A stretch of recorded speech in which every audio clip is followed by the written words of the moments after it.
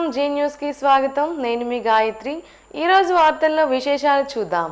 మంత్రి కింజరాపు అచ్చెన్నాయుడు నిమ్మాడి క్యాంప్ కార్యాలయంలో నిర్వహించిన ప్రజా దర్బార్లో ప్రజల నుంచి భారీ సంఖ్యలో వినతులు స్వీకరించారు. సమస్యలను పరిశీలించి సంబంధిత అధికారులతో నేరుగా మాట్లాడి అర్హులైన వారి సమస్యలను త్వరితగతిన పరిష్కరించాలని ఆదేశించారు. కూటమి ప్రభుత్వం గ్రామాభివృద్ధి, మౌలిక సదుపాయాలకు ప్రాధాన్యం ఇస్తోందని 650 కోట్లతో ఇంటింటికి తాగునీరు అందించే ప్రాజెక్టును ఏడాదిన్నరలో పూర్తి చేయనున్నట్లు తెలిపారు. ప్రజలకు పారదర్శక, అందుబాటులో ఉండే పాలన అందించడమే ప్రభుత్వ లక్ష్యమని పేర్కొన్నారు. టెక్కలి, సంతబొమ్మాలి, కోటబొమ్మాలి తదితర ప్రాంతాల నుంచి వచ్చిన ప్రజల రహదారులు, తాగునీరు, గృహాలు, పింఛన్లు, రెవెన్యూ, విద్యుత్ తదితర సమస్యలపై వినతులు సమర్పించగా వాటిని త్వరగా పరిష్కరించాలని మంత్రి అధికారులను ఆదేశించారు.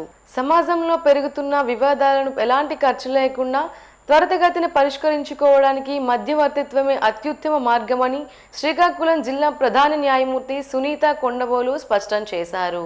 శ్రీకాకుళం నగరం స్థానిక జిల్లా న్యాయ సేవా సదన్లో సోమవారం జాతీయ న్యాయ సేవ ప్రాధికార సంస్థ ఆదేశాల మేరకు ఏర్పాటు చేసిన మీడియేషన్ 3.0 కార్యక్రమాన్ని ఆమె ముఖ్య అతిథిగా హాజరై ప్రారంభించారు. ఈ సందర్భంగా జిల్లా ప్రధాన న్యాయమూర్తి మాట్లాడుతూ మీడియేషన్ 3.0 ద్వారా సామాన్య ప్రజలకు ఇంటి వద్దకే న్యాయం చేరుతుందన్నారు. కోర్టుల్లో ఏళ్ల తరబడి పెండింగ్ లో ఉన్న కేసులు రాజీ మార్గం ద్వారా పరిష్కరించుకోవచ్చని తెలిపారు. జిల్లాలో ఈ కార్యక్రమాన్ని విజయవంతం చేసేందుకు ప్రతి ఒక్కరూ సహకరించాలని పిలుపునిచ్చారు. ప్రజలు తమ వ్యాజ్యాలను కోర్టుల చుట్టూ తిరగకుండా మధ్యవర్తిత్వం ద్వారా పరిష్కరించుకోవాలని సూచించారు. మధ్యవర్తిత్వం వల్ల రెండు పక్షాల మధ్య సత్స సంబంధాలు కొనసాగుతాయని, కోర్టు తీర్పు కంటే రాజీ మార్గమే శాశ్వత పరిష్కారం అని కార్యక్రమ ప్రత్యేక అతిథి జిల్లా న్యాయ సేవాధికార సంస్థ ఇన్ఛార్జ్ కార్యదర్శి additional civil judge Sheikh Ibrahim Sharif పేర్కొన్నారు. మీడియేషన్ 3.0లో భాగంగా జిల్లాలోని అన్ని కోర్టుల్లో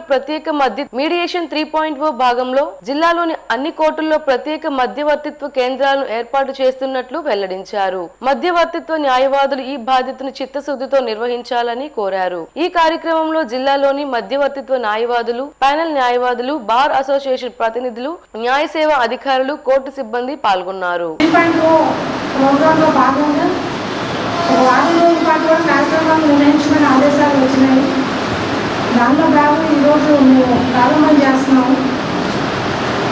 అందరికీ తెలిసిన విషయమే. ఇద్దరు మనుషుల మధ్య గొడవ వస్తే అది జీవితంగా ఉంటుంది. ఈ రోజుల్లో తన మధ్య అంతరం కూడా చాలా పెరిగిపోతూ ఉంది. ఈ మీడియేషన్ ప్రాసెస్లో ఇద్దరు కూర్చొని మాట్లాడుకుంటే ఎప్పుడు ప్రశాంతంగా ఉంటారు. మధ్య అబద్ధాలు తగ్గిపోతాయి. తన భవిష్యత్తు ప్రశాంతంగా ఉంటుంది. సమస్య అనేది భూతకాలం, మధ్యవర్తిత్వం వర్తమానం, జీవితం అనేది భవిష్యత్తు నినాదంతో ఈ కార్యక్రమాన్ని ప్రారంభించడం జరుగుతుంది. అందులో భాగంగానే ఈరోజు రిబ్బన్ కటింగ్తో ప్రారంభం చేస్తుంది. ఇప్పుడున్న మా ట్రైన్ మీడియేటర్స్ అందరూ కూడా చాలా యాక్టివ్గా పార్టిసిపేట్ చేసి ఈ కార్యక్రమాన్ని విజయవంతం చేస్తారని మా ఆఫీసర్ సహకారంతో more number of cases refer చేసి పరిష్కరించి మనుషుల మధ్య అంతరాలు తగ్గించి వారి భవిష్యత్తు ప్రశాంతంగా ఉండేదని చూస్తారని ఆశిస్తున్నాను. శ్రీకాకుళం డిఎస్ఏ ఇండోర్ స్టేడియంలో నిర్వహిస్తున్న Andhra Pradesh state senior badminton championship 2026 పోటీలు సోమవారం ఘనంగా ప్రారంభమయ్యాయి.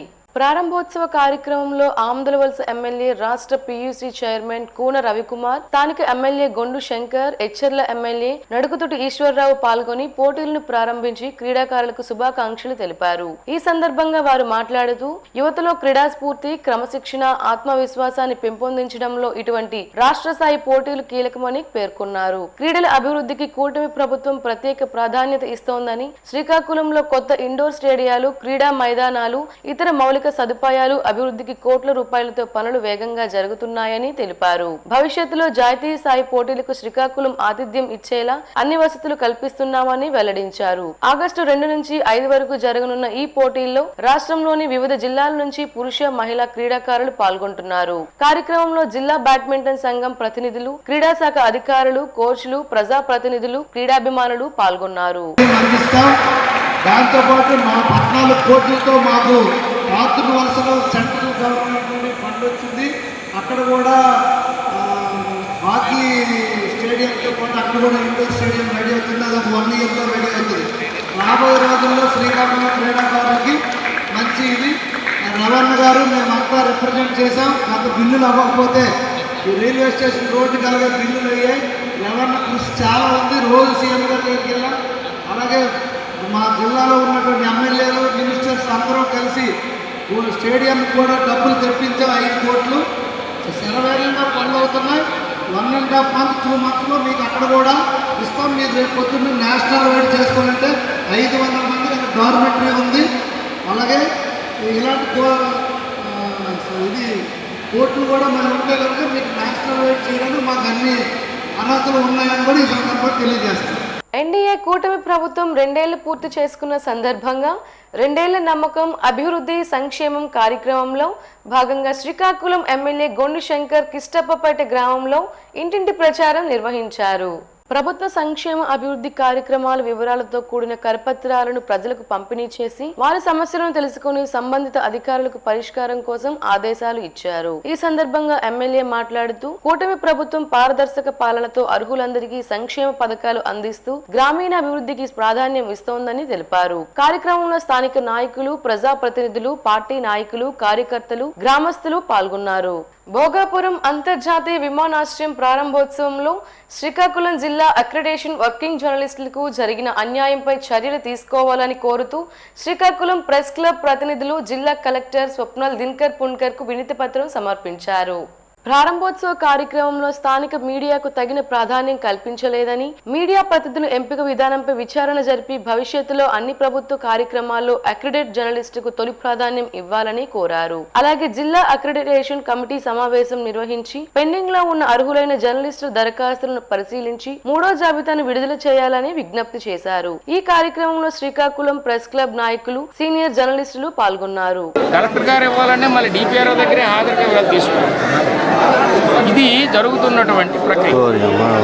ఈ ప్రక్రియను ఆపేసి దాదాపు 30 మందికి ఈవేళ జర్నలిస్టులకి ఇవ్వకపోవడం అనేది మంచి సాంప్రదాయం కాదు. అది 2 నెలల నుంచి ఆపేసి 3వ విడత ప్రక్రియ 2 నెలల నుంచి ఆగిపోయింది.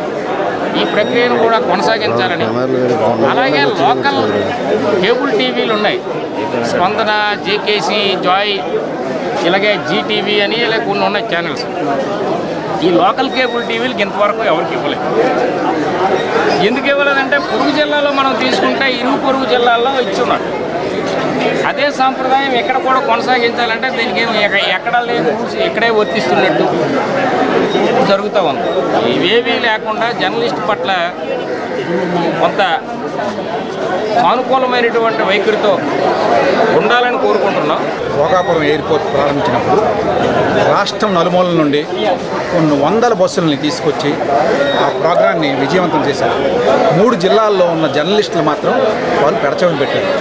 కావాలని ఈ కార్యక్రమాన్ని వాళ్ళు అనుకూలంగా మార్చుకోవడం చేసుకున్నారు. ఇది జర్నలిస్టులు చాలా ఇబ్బంది పడే విషయం. గత 10 సంవత్సరాలుగా భోగాపురం ఎయిర్పోర్ట్ల గురించి దశల వారీగా వార్తలు రాస్తున్నా సరే కవరేజ్ కోసం వాళ్ళకు చోటు కల్పించకపోవడం అత్యంత శోచనీయం. ఇటువంటివి జరగకుండా చూడాలని జిల్లా యంత్రాంగానికి, అధికారులకి తెలియజేస్తుంది. భారతీయ హ్యూమన్ రైట్స్ కౌన్సిల్ నిర్వహిస్తున్న సేవా కార్యక్రమాలు అభినందనీయమని యువ నాయకుడు చౌదరి సతీష్ అన్నారు. ఉచిత వైద్య శిబిరాలు, విద్యార్థులకు వ్యాసరచన, చిత్రలేఖన పోటీల ద్వారా ప్రతిభను వెలికితీసి ప్రోత్సహిస్తున్న సంస్థకు తమ ట్రస్ట్ తరఫున సహకారం అందిస్తామని తెలిపారు. స్వాతంత్ర్య దినోత్సవం సందర్భంగా బిహెచ్ఆర్సీ ఆధ్వర్యంలో నిర్వహిస్తున్న చిత్రలేఖన పోటీలు విద్యార్థుల్లో సృజనాత్మకత, ఆలోచన శక్తి, భావ వ్యక్తీకరణను పెంపొందిస్తాయని సంస్థ ప్రతినిధులు పొంకేన వేణుగోపాలరావు, మణిశర్మ, రౌతు సూర్యనారాయణ, సౌజన్య పట్నాయక్ తెలిపారు. కార్యక్రమంలో బిహెచ్ఆర్సీ సభ్యులు, ఉపాధ్యాయులు, విద్యార్థులు పాల్గొన్నారు. సృజనాత్మక శక్తిని వెలికి తీసేందుకు కానీ పలు కాంపిటీషన్స్ నిర్వహించడం జరుగుతూ ఉంది. వారందరికీ కూడాను క్విట్ ఇండియా డే సందర్భంగా పెద్ద కార్యక్రమం నిర్వహించి ప్రైజ్ డిస్ట్రిబ్యూషన్ కూడా నిర్వహించడం జరుగుతుంది. ఇప్పటికే జిల్లా కేంద్రంలోని పలు పాఠశాలల్లో 200 మందికి పైగా విద్యార్థులు విడతలుగా ఈ పోటీల్లో పాల్గొనడం జరిగింది. వాళ్ళ ఫస్ట్ లెవెల్, సెకండ్ లెవెల్ ఈ కంప్లీషన్ అయిన తర్వాత తుది జాబితా తయారు చేసిన తర్వాత వారందరికీ కూడా ఆహ్వానించి ఈ కార్యక్రమం నిర్వహించుకోవడం, విజేతలకు బహుమతి ప్రదానం చేయడంతో పాటు పార్టిసిపేట్ చేసిన ప్రతి ఒక్కరికి కూడా సర్టిఫికేట్ నమోదు చేసే కార్యక్రమం కూడా భారతీయ హ్యూమన్ రైట్స్ కౌన్సిల్ నిర్వహిస్తూ ఉంది. ఇందులో ఉండేటటువంటి సభ్యులంతా కూడా సమిష్టి కృషితో, సాధారణ సభ్యుల నుంచి ఇందులో పోర్ట్ఫోలియో ఉన్నవారు అందరూ కూడా సమిష్టి కృషితో కృషి చేస్తూ ఉన్నారు. వారందరికీ హృదయపూర్వక అభినందనలు. జిల్లా అథ్లెటిక్స్ అసోసియేషన్ సహకారంతో కొన్న చిన్నారావు కుటుంబ సభ్యులు మిత్ర బృందం ఆధ్వర్యంలో కోడి రామ్మూర్తి స్టేడియంలో నిర్వహించిన జిల్లా స్థాయి athletics championship come selection trials ఘనంగా జరిగాయి.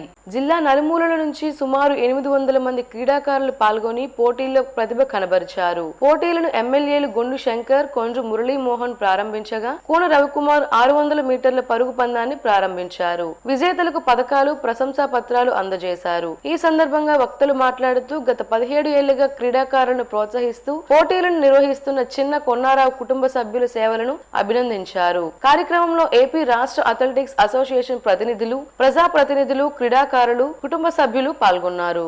ఇక్కడ చేసిన క్రీడాకారులందరూ కూడా ఒక శుభవార్త. ఈ స్టేడియం చాలా ఫాస్ట్ గా పనులు జరుగుతున్నాయి. ఇంకొక 2 నెలల్లో ఇది కంప్లీట్ చేసి మీకు అందుబాటులో తీసుకొస్తాం. ఈ ట్రాక్ కూడా మన ఎన్డీఏ కోట ప్రభుత్వం వచ్చిన తర్వాత 30 లక్షలతో ఈ ట్రాక్ వేయడం జరిగింది. దీనికి సెకండ్ ఫేజ్ గా గ్యాలరీలు, అలాగే ఇక్కడ కూడా మళ్ళీ గ్రౌండ్ అంతా తయారు చేయడానికి 9 కోట్లతో ప్రతిపాదనలు పంపించాం. దీనికి కూడా లోపల 5 కోట్లు ఇచ్చి వాళ్ళకి కాంట్రాక్టర్ డబ్బులు ఇచ్చాం. త్వరలో 2 నెలల్లో మొత్తం పూర్తయి ఓపెన్ చేసి ఇండోర్ స్టేడియం అన్ని కూడా మీకు అందుబాటులోకి తీసుకొస్తామని సందర్భంగా తెలియజేసుకుంటూ, ఇది కాకుండా కేంద్ర ప్రభుత్వం నిధులతో 14 కోట్లతో మనకి బాతునోల్స్ దగ్గర హాకీ స్టేడియం ఒకటి, ఇతర అకాడమీలు కూడా వచ్చాయి. దాన్ని కూడా అక్కడ పనులు ప్రారంభించాం. అది కూడా మీకు అందుబాటులోకి త్వరలో ఒక 1 ఇయర్లో తీసుకొస్తామని ఈ సందర్భంగా తెలియజేసుకుంటూ, శ్రీకాకుళం జిల్లాలో ఎంతో మంది క్రీడాకారులు ఉన్నారు. అలాగే వారందరికి కూడా ప్రోత్సాహం కోసం ఈ స్టేడియంని గతంలో డిలే జరిగిపోయినా ఇప్పుడు వీలైన తొందరగా మీకు అందించి మరింత ప్రతిభ కనబరిచే విధంగా మీకు తోడ్పాటును అందిస్తామని తెలియజేసుకుంటూ, ఇంత మంచి అవకాశం కల్పించిన వాసు గారికి, అలాగే ఒలింపిక్ అసోసియేషన్ వారికి, అథ్లెటిక్ అసోసియేషన్ వారికి అందరూ కూడా పేరు పేరున నా హృదయపూర్వక నమస్కారాలు, ధన్యవాదాలు తెలియజేసుకుంటూ, Hariprasad kidney centre, lions club సంయుక్త ఆధ్వర్యంలో సుసరం గ్రామంలో ఆదివారం ఉచిత మెగా వైద్య శిబిరం నిర్వహించారు. డాక్టర్ దుంపల హరిప్రసాద్ సారథ్యంలో జరిగిన ఈ శిబిరంలో సుమారు 800 మంది గ్రామస్తులకు వివిధ విభాగాల వైద్య నిపుణులు ఆరోగ్య పరీక్షలు నిర్వహించి ఉచితంగా మందులు పంపిణీ చేశారు. అవసరమైన రోగులకు ఉచిత భోజన సదుపాయం కూడా కల్పించారు. అలాగే Hariprasad kidney centre, Visakhapatnam port trust సహకారంతో ఎండాడ నర్సనపేట లయన్స్ క్లబ్ ఆధ్వర్యంలో 1200 మంది లబ్ధిదారులకు మామిడి, సపోటా మొక్కలను పంపిణీ చేశారు. ఈ సందర్భంగా డాక్టర్ దుంపల హరిప్రసాద్ మాట్లాడుతూ ప్రతి ఏడాది స్వగ్రామంలో ఉచిత వైద్య శిబిరాన్ని నిర్వహిస్తూ గ్రామస్తుల ఆరోగ్యానికి తమ వంతు సేవ అందించడం చాలా ఆనందంగా ఉందన్నారు. ఈ కార్యక్రమంలో గ్రామ పెద్దలు దుంపల భాస్కరరావు, దుంపల ఆనందరావు, దుంపల ధర్మారావు, కణతి కృష్ణారావు, తమిళనాడు భూషణరావు, దుంపల నరేష్, బలగ సీతారాం, సూరపు కృష్ణారావు, బాల నవీన్, ఝాన్సీ, తమ్మినేని వేణుగోపాల్, పైల మురళీధర్, అన్యపు శివప్రసాద్, ముద్దాడ ధనంజయ్, లయన్స్ క్లబ్ సభ్యులు తదితరులు పాల్గొన్నారు. ఆఫ్ షోర్ రిజర్వాయర్ పనులకు వెంటనే నిధులు కేటాయించి ప్రాజెక్టును పూర్తి చేయాలని సిపిఎం జిల్లా కార్యదర్శి డి గోవిందరావు డిమాండ్ చేశారు. సోమవారం సిపిఎం ఆఫ్ షోర్ రిజర్వాయర్ సాధన పోరాట కమిటీ నాయకులు ప్రాజెక్టు ప్రాంతంలోని పలు గ్రామాల్లో పాదయాత్ర నిర్వహించి అనంతరం సమావేశం నిర్వహించారు. ఈ సందర్భంగా వారు మాట్లాడుతూ 2008లో ప్రారంభమైన ప్రాజెక్టు ఇప్పటికీ 40% కూడా పూర్తి కాకపోవడం ప్రభుత్వ నిర్లక్ష్యానికి నిదర్శనమన్నారు. ప్రాజెక్టు పూర్తయితే నందిగాం, టెక్కలి, పలాస, మెలియాపుట్టి మండలాల్లోని 108 గ్రామాల పరిధిలో 24,600 ఎకరాలకు సాగునీరు, పలాస మున్సిపాలిటీకి తాగునీరు అందుతుందని తెలిపారు. ప్రాజెక్టు పూర్తి చేయడానికి అవసరమైన నిధులను వెంటనే విడుదల చేయాలని, లేదంటే దశల వారీగా ఉద్యమాలను ఉధృతం చేస్తామని హెచ్చరించారు. సమావేశంలో సిపిఎం ఆఫ్ షోర్ రిజర్వాయర్ సాధన పోరాట కమిటీ నాయకులు పాల్గొన్నారు. ఈ రోజు ఈ ఆఫ్ షోర్ రిజర్వాయర్ 108 గ్రామాలు, 4 మండలాలు, పలాస, టెక్కలి, నందిగాము, అదేవిధంగా మెలియాపుట్టి మండలాలు, ఈ మండలాలకు సంబంధించి 24,600 300 ఎకరాల భూమిని ఈరోజు సాగులోకి వస్తుంది. అంతేకాక 18 సంవత్సరాల నుంచి మీరు నీరు ఇవ్వలేదంటే రైతులు ఎంత తీవ్రమైన అన్యాయానికి గురయ్యారనేది ఇది ఒక చిహ్నం. ఇప్పటికైనా రాష్ట్ర ప్రభుత్వం స్పందించి నిధులు కేటాయించి మీరు కానీ రిజర్వాయర్ పూర్తి చేయకపోతే పెద్ద ఎత్తున ఉద్యమిస్తాం, అవసరమైతే ప్రభుత్వ యంత్రాంగాన్ని దిగ్బంధం చేస్తామని చెప్పి ఈ సందర్భంగా హెచ్చరిస్తున్నాం. అయ్యా అచ్చెన్నాయుడు గారు, ఈ ప్రధానికైనా మీరు సమాధానం చెప్పండి. ఎందుకు మీరు 18 సంవత్సరాలుగా దీనికి నిధులు కేటాయించడం లేదు? దీనికి ఎందుకు మన ఇచ్చాడు లేదు? ప్రజలకు అన్యాయం జరుగుతున్నా మీరు ఎందుకు పట్టించుకోవడం లేదు? మీద రైతు సంక్షేమ ప్రభుత్వమా? మీరు గొప్పలు చెప్పుకోవడం కాదు, మీది ఇదేనా మీరు చేస్తున్న అభివృద్ధి అని చెప్పి ఈ సందర్భంగా ప్రశ్నిస్తున్నాం. దీనికి ఆఫ్షోర్ రిజర్వాయర్ సాధనకి పెద్ద ఎత్తున ఉద్యమాలు చేపడతామని చెప్పి హెచ్చరిక జారీ చేస్తున్నాం. భోగాపురం అల్లూరి సీతారామరాజు అంతర్జాతీయ విమానాశ్రయం ప్రారంభోత్సవంలో 13,000 మంది గిరిజన విద్యార్థులు ప్రదర్శించిన ధింసా నృత్యం గిన్నీస్ వరల్డ్ రికార్డ్ సాధించడం రాష్ట్రానికి గిరిజన సమాజానికి సర్వకారణమని రాష్ట్ర వ్యవసాయ శాఖ మంత్రి కింజరాపు అచ్చెన్నాయుడు అన్నారు. గిన్నిస్ రికార్డ్ సాధించిన గిరిజన సంక్షేమ శాఖ ఉపాధ్యాయులు నిమ్మాడ క్యాంప్ కార్యాలయంలో మంత్రిని సన్మానించగా ఆయన విద్యార్థులు, ఉపాధ్యాయులు, నిర్వాహకులను అభినందించారు. గిరిజన సంస్కృతిని ప్రపంచ వేదికపై చాటి చెప్పిన ఈ ఘనత భావితరాలకు స్ఫూర్తిగా నిలుస్తుందని, భవిష్యత్తులో మరిన్ని జాతీయ, అంతర్జాతీయ విజయాలు సాధించాలని ఆకాంక్షించారు. ఈ కార్యక్రమంలో గిరిజన సంక్షేమ శాఖ ఉపాధ్యాయులు, పలువురు నాయకులు పాల్గొన్నారు. గణేష్ చవితి సందర్భంగా పర్యావరణ పరిరక్షణ కోసం మట్టి వినాయక ప్రతిమలని పూజించాలని ఆంధ్రప్రదేశ్ కాలుష్య నియంత్రణ మండలి ఈఈబి కరుణశ్రీ పిలుపునిచ్చారు. చిన్న బజార్ గణేష్ యూత్ ఆధ్వర్యంలో ఏర్పాటు చేయనున్న 30 అడుగుల మట్టి వినాయక మండపానికి భూమి పూజలో పాల్గొని ఆమె మాట్లాడారు. రసాయన విగ్రహాల వల్ల జల వనరులు కలుషితం కాకుండా ప్రతి ఒక్కరూ మట్టి విగ్రహాలను ఉపయోగించాలని, ప్లాస్టిక్ రహిత పండుగ నిర్వహించాలని సూచించారు. కాలుష్య నియంత్రణ మండలి తరపున మట్టి వినాయక ప్రతిమలను అందజేస్తామని తెలిపారు. లయన్స్ క్లబ్ శ్రీకాకుళం సెంట్రల్ అధ్యక్షుడు నటుకుల మోహన్ మాట్లాడుతూ మట్టి వినాయక ప్రతిమల వినియోగం పర్యావరణ పరిరక్షణకు ఎంతో దోహదపడుతుందని, ప్రతి ఏడాది తమ క్లబ్ ఆధ్వర్యంలో మట్టి వినాయక ప్రతిమలను పంపిణీ చేస్తున్నామని తెలిపారు. బార్ బెంచ్లు న్యాయ వ్యవస్థకు 2 చక్రాల వంటివని, ఈ 2 సమన్వయంతో పనిచేసినప్పుడే ప్రజలకు వేగవంతమైన, సమర్థవంతమైన న్యాయం అందించగలమని శ్రీకాకుళం జిల్లా ప్రధాన న్యాయమూర్తి సునీత కొండబోలు పేర్కొన్నారు. సోమవారం శ్రీకాకుళం జిల్లా బార్ అసోసియేషన్ అధ్యక్షులు కూన రాజారావు ఆధ్వర్యంలో నిర్వహించిన స్వాగత కార్యక్రమంలో ఆమె ముఖ్య అతిథిగా పాల్గొని మాట్లాడారు. తనకు ఆత్మీయ స్వాగతం పలికి ఆహ్వానించిన జిల్లా బార్ అసోసియేషన్ అధ్యక్షుడు, సభ్యులకు ఆమె కృతజ్ఞతలు తెలిపారు. జిల్లా ప్రధాన న్యాయమూర్తిగా బాధ్యతలు స్వీకరించడం తనకు గౌరవంగా భావిస్తున్నానని పేర్కొన్న ఆమె శ్రీ వెంకటేశ్వర స్వామి ఆశీస్సులతో తన విధులను నిర్వర్తిస్తానని అన్నారు. బార్ బెంచ్లు ఒక రథానికి 2 చక్రాలు వంటివని, వాటిలో ఏ ఒక్కటి సరిగా పనిచేయకపోయినా న్యాయ వ్యవస్థ సమర్థంగా ముందుకు సాగదని చెప్పారు. ఈ 2 వ్యవస్థల ఉమ్మడి లక్ష్యం ప్రజలకు వేగవంతమైన న్యాయం అందించడమేనని స్పష్టం చేశారు. శ్రీకాకుళం జిల్లా న్యాయ వ్యవస్థకు మంచి పేరు తీసుకురావాలంటే బార్ అసోసియేషన్ న్యాయమూర్తులు, న్యాయవాదులు అందరూ కలిసి పనిచేయాల్సిన అవసరం ఉందని ఆమె అన్నారు. మీ సహకారం లేకుండా ఏదీ సాధ్యం కాదు. భవిష్యత్తులో కూడా మీ అందరి సహాయ సహకారాలు అందుతాయని ఆశిస్తున్నాను అని పేర్కొన్నారు. ఈ సమావేశంలో బార్ అసోసియేషన్ సభ్యులు, న్యాయవాదులు తదితరులు పాల్గొన్నారు.